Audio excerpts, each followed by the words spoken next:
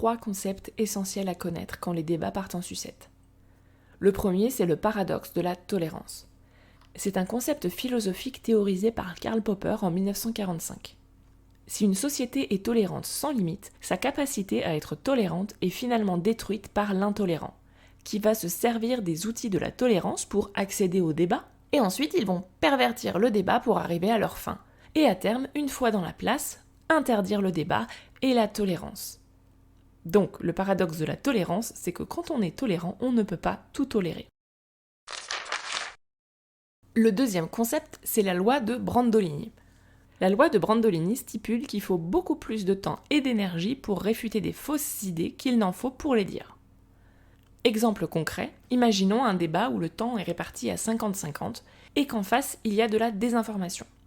Exemple entendu lors d'un vrai débat sur l'écriture inclusive, le français a un genre neutre, l'Académie française a une expertise linguistique, etc. Dans ce cas de figure, 2 choix s'offrent à toi. Soit tu laisses pisser pour avoir le temps de dérouler ton argumentaire, et là tu exposes ton audience à des conneries. Surtout si tu ne relèves pas, c'est que tu cautionnes un peu, non ?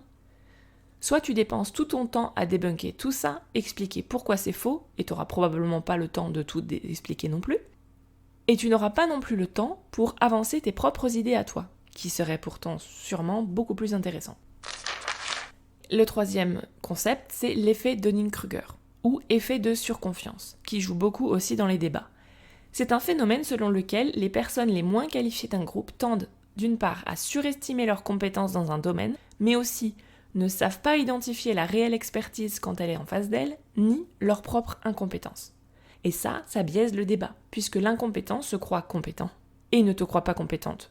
Y a rien à faire, tu passeras pour une cruche dans tous les cas. Surtout si le mansplaining s'ajoute au cocktail.